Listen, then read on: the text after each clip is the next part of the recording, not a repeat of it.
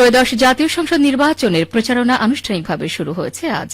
রাজনৈতিক দলগুলোর দলীয় প্রতীক নিয়ে ভোটারের দ্বারে দ্বারে ঘোরার সুযোগ পাবেন প্রার্থীরা। পাশাপাশি স্বতন্ত্র প্রার্থীরা প্রতীক নিয়ে প্রচারণা চালাতে পারবেন।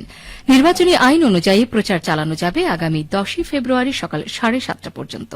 12 ফেব্রুয়ারি সকাল 7:30 থেকে বিরতিহীনভাবে ভোটগ্রহণ চলবে বিকেল 4:30 পর্যন্ত। জুলাই জাতীয় সনদ বাস্তবায়নে গণভোট হবে একই দিন। ব্যালট পেপারের মাধ্যমে স্বচ্ছ ব্যালট বাক্সে ত্রয়োদশ জাতীয় সংসদ নির্বাচন ও গণভোটের ভোটগ্রহণ সম্পন্ন হবে। গতকাল প্রতীক বরাদ্দ দেওয়া হয়েছে। রাজশাহী জেলার 6টি আসন সহ বিভাগের 37টি আসনে এই প্রতীক বরাদ্দ করা হয়। পাবনা 1 ও 2 আসনে 27 জানুয়ারি প্রতীক বরাদ্দ দেওয়া হবে। রাজশাহী জেলা প্রশাসকের কার্যালয়ে জেলা রিটার্নিং কর্মকর্তা আফিয়া আক্তারের সভাপতিত্বে নির্বাচনী প্রতীক বরাদ্দ করা হয়।